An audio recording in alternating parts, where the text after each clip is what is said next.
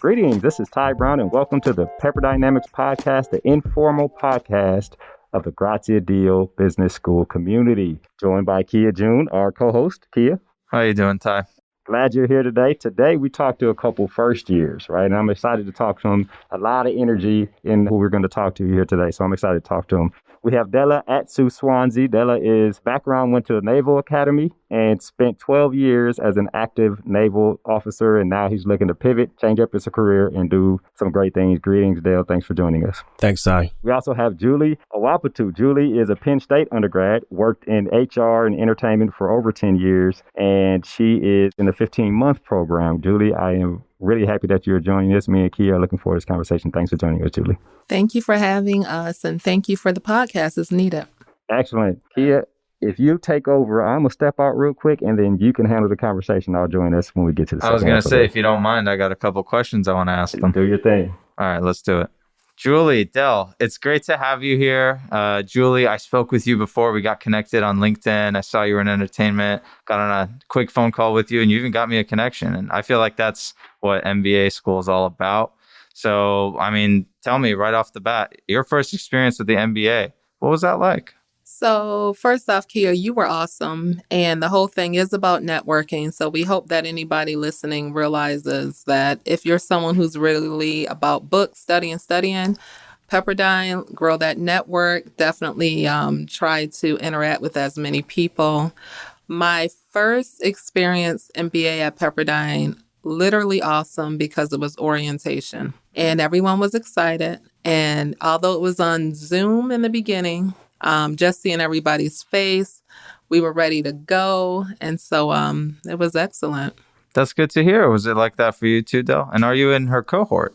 Yes. First of all, I want to thank you and Ty for letting us be here. Happy to share our experiences so far. Everything that Julie said, I completely resonate with her. The whole focus of going to any MBA program, but especially Pepperdine, is the networking aspect. So, so far, it's about 4 weeks in, we've definitely hit those wickets. Good. And unlike you guys, we started online. So we got a Zoom orientation, and they had to get real creative on how to get us to like connect with each other, Zoom breakout rooms and all that. But even though, it's not, let's say, fully open and fully up to normal speed, does it feel more like, oh yeah, this is a regular orientation and you got to know your cohort pretty well?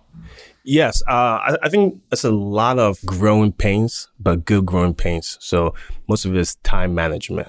And we have a lot on our plate. Prior to coming to Pepperdine, a lot of my friends who have already received their MBAs told me their experience at an MBA program is like a buffet. So as you go through the line, pile up your plate with what you want and what you don't need. And if your plate gets too heavy, feel free to, take some off. Yeah, I couldn't agree more. I've always been a person who wants to wear as many hats as he can because I can't focus on just one thing, So I piled it up first year and I've been able to maintain it so far. And I even want to add more. So the more stuff you can get involved with, especially extracurricularly, I feel like one thing they don't tell you is that, yes, you're at a small school, but they don't always hold your hand. You got to put that initiative in and you have to go reach out, network, connect with the cohort that's not in your generation. Get connected with other Pepperdine people who aren't in the MBA program. That stuff, it's on you. And I feel like someone like Ty is like a cornerstone of, people who can do that. And if we can all learn from him, that would be awesome. Yeah, Ty is definitely someone who connects people with other folks as well. And what you said, Key, is so true. Everything's here, but they're not going to show you necessarily how to get there. The whole you can lead a horse to water, you can't make them drink. So everything's out here. Del and I, we all often talk about, okay, so if we want to do a study group, well, then put it together, right? Yeah. It's not going to be like someone directly telling you. And I guess that could be when they say, what's the difference between undergrad and grad? Undergrad was very much like, I'm going to steer you directly to this. And grad school at Pepperdine is, we have all these resources. Now go get it. Yeah. In whatever way you feel you're going to go about that. But it's here. Now go get it. And that buffet analogy was spot on. Yeah, I couldn't agree more. Like the stream room, for example, I was talking about how there's this awesome space that's going to be created for the esports program, and that could potentially be a future recording spot for us. How would we learn about it? We wouldn't. Just so happened to be involved with these sports. So that's how I was able to find out. And, they're not going to create the WhatsApp groups, the study groups, the extracurricular sources. It's got to come from us. So I feel like a big part of the MBA is putting in your own initiative. And speaking of which, have you guys ever interacted with students outside of class? Have you ever gone out with your fellow classmates? Have you ever, seen them walking around? And what is that like compared to in-class interactions? Kia, that's a great question. We have, but I think what's really important is I feed off people's energy. I don't necessarily need it, but as I've known Julie for the past 4 weeks, I noticed that anytime we go out, she reaches out to everyone. So that's a good quality trait to have. Outside of our cohort, we are trying to reach out to other individuals in other graduate programs too. So, but I think the biggest thing is energy and feeding off someone's energy. For our class, our mission statement that we developed was leave people and the place better than you found them. So I think that's a really deep, super deep, mission statement that we have. So every day is a work in progress, but I think we're going the right direction. That mission statement right now, I'm smiling. Obviously, you guys wouldn't know that since we're it's just our voice, but I love that mission statement. I think it's so important. And then the other thing too is if you're someone who is more introverted, more of like an introverted student, whatever way you can go about still networking, because I think oftentimes Del and I being introverts or extroverts, and Kia, you seem to be extroverted too. I could do a little bit of both. You could do both.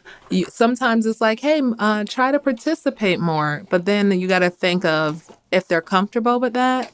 So just know that first year, second years, grad people outside of the MBA program, you're always welcome. You see us, say hello, or anybody else. Just if you can stomach it, try to also get involved. Yeah, ditto for us for sure. But the feeding off of other people's energy is how I feel. And it's how most of the people in the cohort feel. I don't know anyone I would say no to if they said, hey, can I hang out with you? So really just go sit down at a table when you see peers, people you recognize but don't know yet.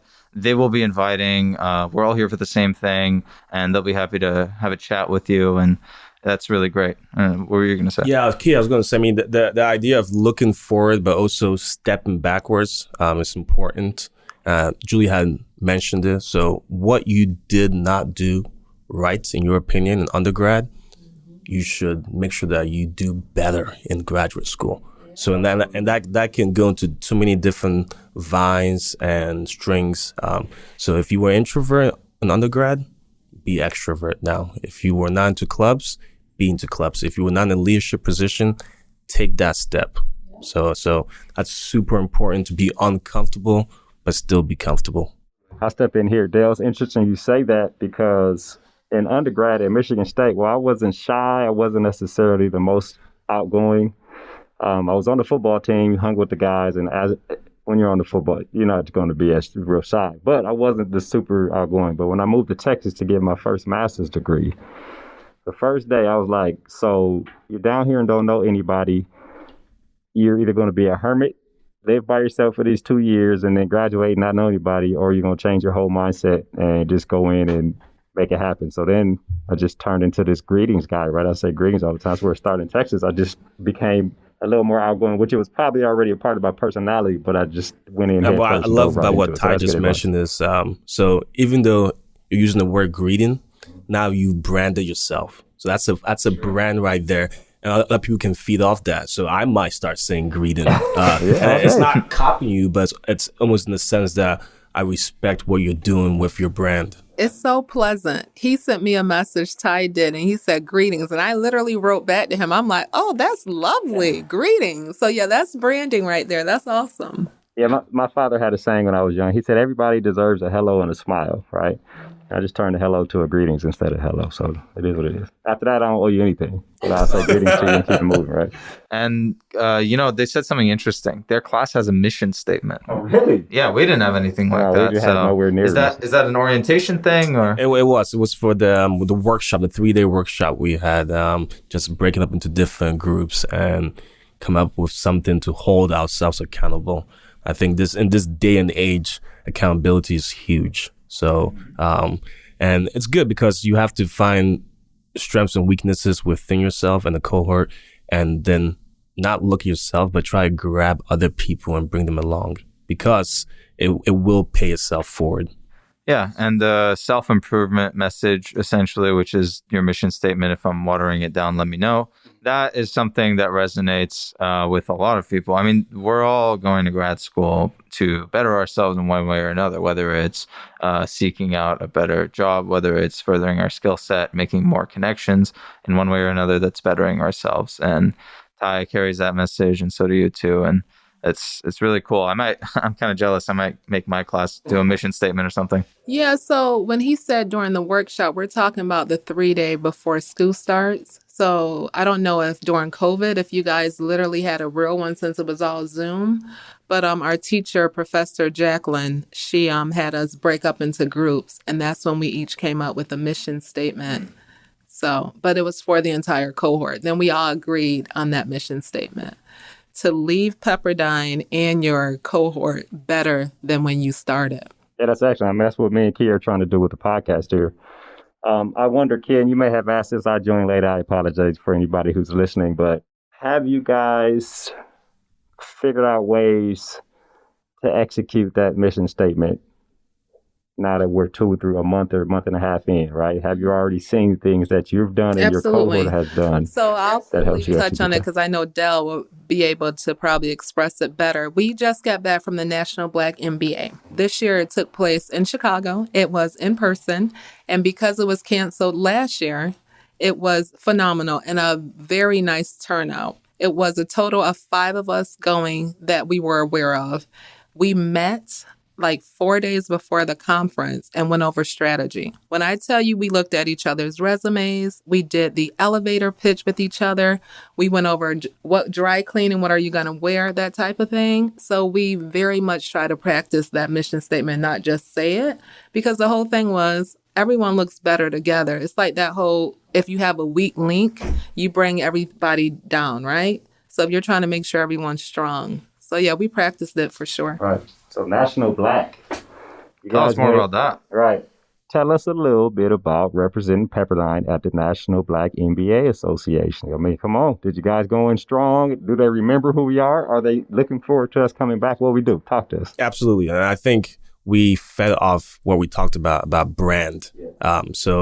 The 4 of us that went there, like Julie had alluded to, we prepped. But with prepping for any event, a lot of that also goes out the window upon arrival. So we all had our own strategy, but it was a team effort. So what we learned at that conference, I'm light years ahead.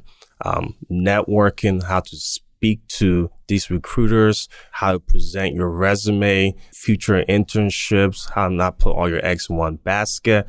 But above all of this, the information that we received, I think all of us that went to a conference want to bring that knowledge back to our cohort, right? It's not about keeping it close to your heart. It's about passing it along. So we're always happy to share with anyone in the cohort if they want to discuss it. And we're prepared to go next year. And next year's event is in Atlanta. So oh man, it's going to be good. National Black MBA in Atlanta? Absolutely. And to go off what you asked, Ty, so how did Pepperdine look after you guys went to National Black? You know you represented your school well when you're going up to the next company and they say, oh my gosh, I just saw Michael. He goes to Pepperdine. He was excellent. And so you would go to a company that one of your cohort already went to, right? Like came up, introduced themselves, handed out their resume, said what they're interested in. And the recruiter was so excited from seeing someone else from Pepperdine, it sets you up when now you're speaking with them. So we had a lot of that occurred in Chicago. I just want to give us a quick shout out to the career development team, yes. John and Karen. So prior to us going, we had a good discussion on how to present yourself. So that definitely helped us.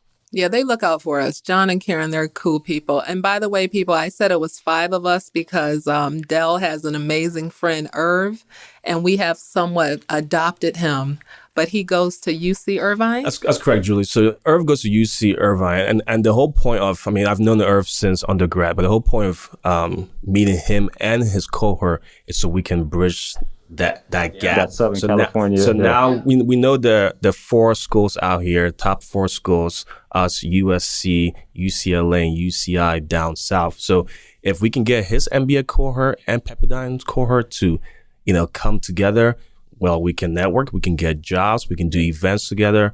And I think it makes all of us better people. And that's my alma mater, so I'd be happy to be involved in that. And I'm curious to see, maybe I'll see some familiar faces for sure. That's awesome. You would have, Kia, because they had a good range in ages too.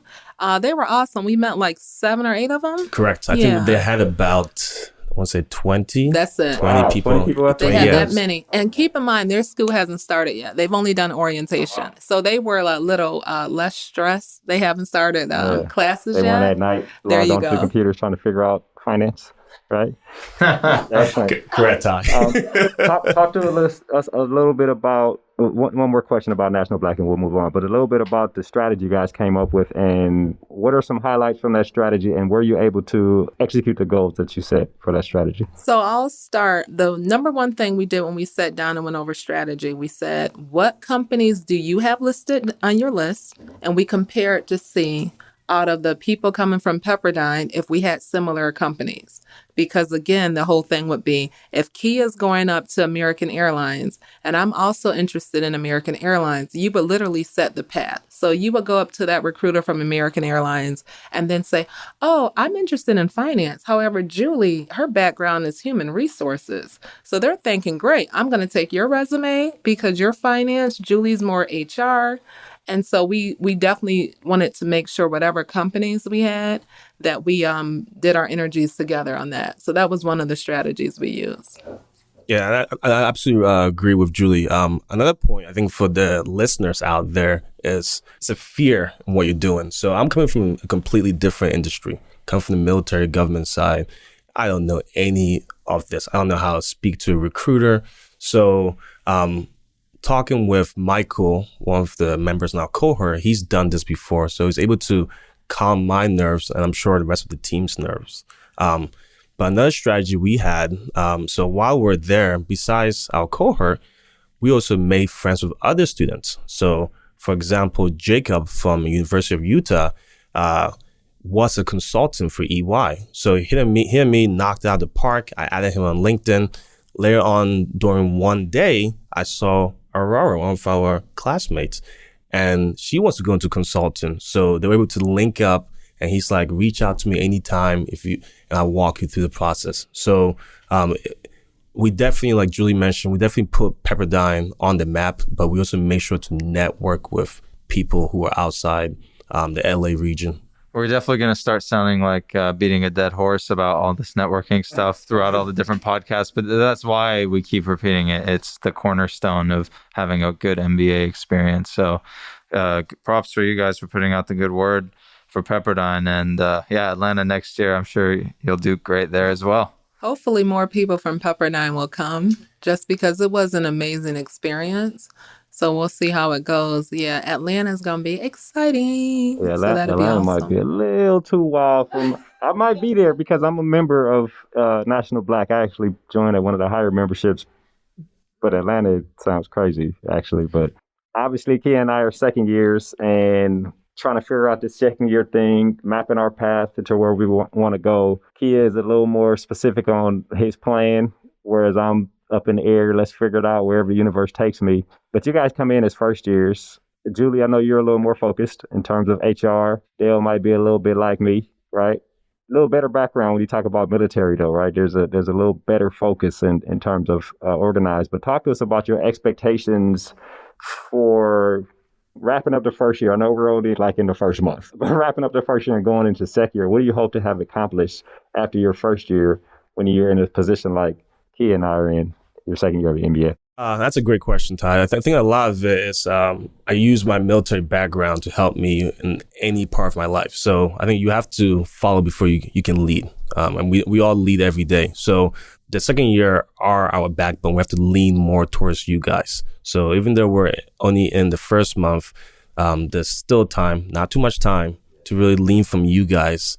I think in doing this, we can discuss with you guys what internships you guys did, how to make our resumes better, what other conferences you guys attended, what leadership roles and what clubs did you find important and have value, right? Not just it was a waste of time. And no club's a waste of time, but some clubs don't add value to you. So I think a lot of it is just reaching out to the second year. It's almost like a pendulum shift and swing, but a lot of it, like Julie had mentioned before, is you have to take the initiative and reach out to the second year. So expectations wise, I can say that I've always been more of like a very studious person. So my expectation really is to not only do all the studying, but also the clubs and everything else, because that's also a way that you're able to network with people outside of your direct cohort. So that's one of my expectations. The other thing too is I'm on the 15-month program. So when deciding things like internships or a part-time internship, my expectation is by March, April of 2022 to really have 2 or 3 companies that I'm very much focused on as far as full-time employment. So then when December graduation comes around, I would have already had that taken care of. So that may sound ambitious, but March, April, I would like to know where I'm going to work when December comes around. And then too, it takes some of the pressure off of you, right? Because like, okay, I have the summer session, then I have the fall graduation. Yeah. So that's interesting. So why did you choose 15 months? To get in and get out, or? I did. So my whole thing is that I've studied abroad and I've done internships when I was undergrad at Penn State. And internship is very valuable. I think it's more so when people don't already have a lot of work experience, because you want to see how it goes, or obviously if your program requires it. But with me studying abroad and living in Madrid and then having all my internships, I didn't want to necessarily have to have one that is mandatory. And then also 15 months, I'm ready to hit it. Get in and get out, right? Yeah. Interesting. I'll ask you a couple questions here before we wrap. One is, like me, you guys are Black on campus, right? Or like Kia, right? Person of color, we're here on campus. I don't know how diverse general campus undergrad Pepperdine or the whole student body here at Pepperdine is. Gratsadil is working on it. And when I say diverse, if you're a Black person and you walk in the room and they say it's diverse, but there's no Black people there, we're like, okay, how diverse is it really? Or do we count in your definition of diversity? So Pepperdine's still working on that, right? And I'm happy to see you guys here. Happy to guys see you care about that aspect of your graduate, your MBA experience. Talk to me, Julie, you're real active in it. And I know, Dale, we've had a lot of conversation about it. I try my best to do what I can, right? At least to be visible so people see that we're here and we are welcome to other people joining us. And Key, if you have any thoughts too in terms of the Persian background or just anything, just people of color here on campus and why that's important actually for an educational experience. Oh, well, it absolutely is so important, because the whole thing is when you get out into the so-called real world, you're going to see people of color. Furthermore, post George Floyd, if these companies are to be believed, they want to see more African Americans specifically in the C-suite and as general managers and as higher up executives. So when you go to a predominantly white school like Pepperdine, like I went to at Penn State University, it's so important for not only for me to see like another Black person on campus or a Persian person on campus. It's really important for white students to see us too. Because the whole thing is, if you're coming from a background where it was just everyone looked like you, especially post George Floyd, they're going to see us everywhere. Yeah. If I want to be soft, I would say that it's about uplifting the voices of people who need to be uplifted. And instead of having performative activism, you're putting your money where your mouth is. And if I want to be harsh, it's about dismantling institutional racism. Right. There you go. Excellent. Yeah. I think it comes down to 2 aspects. Aspect number 1, highly effective teams are better when they're diverse, when they have a vast array of knowledge, right? If everyone looks like you, talks like you, and walks like you, that's not really efficient. Second part is I think we're paving the way for others behind us, right? So the small things that we do, we don't really consider it that massive, but other people in the undergraduate programs or who are interested in applying can look and say, hey, there's Julie, hey, there's Kia, hey, there's Ty leading this group. Perhaps I can also go there and follow in their footsteps. Then the other thing really quick, just on like a more of a social level, I mean, when you're fly and all your cultures fly and people want to emulate that, then another good thing of making sure that you have people of color who come in as grad students is so much culture too that people like to learn from us as well. And of course, the Persian community too, Kia, you already know. So that's another aspect of it, the social aspect as well. Just want to put one plug out there. I think that's really good what Julius mentioned, the word culture. And perhaps as a different podcast conversation, but culture, culture is strong. And it ties back to the conference we just attended. It ties back to our cohort, ties back to this school, ties back. Culture is huge. And if you're not stepping outside of your comfort zone, and we know a lot of individuals at this institution have never had a Persian friend, a Black friend, and it's okay. We're here. So please don't be afraid to approach us, and we will approach you. Right. Excellent conversation. Yeah. Kev, you got anything? No, I'm good, man. All right, good. This has been an excellent conversation. I really appreciate you guys joining us on the Pepper Dynamics podcast. Thank you for having us. The two of you together, I love y'all chemistry. Y'all literally, like, you work very well together. I like it. Thank you. Thanks, Julie. We try. Kia, Ty, thank you. Ty, I've been watching you since you started this podcast back in January 2020. So, So I think with, what's it? Kayla was first. Exactly. Yep. So keep doing what you're doing. Excellent. You've got fans. All right, well, we appreciate you joining us. That was Dela Atsu-Swanzy. He is a first-year MBA student here at Pepperdine, and Julie Awopetu. Julie is also a first-year MBA student here at Pepperdine. And for Kia June, I am Ty Brown, and we really appreciate you guys joining us on the Pepper Dynamics podcast. Kia. See you on the next one. See you on the next one. And keep in mind, the role of a leader is to create and maintain an environment that people want to be a part of. And as always, be better tomorrow than you are today.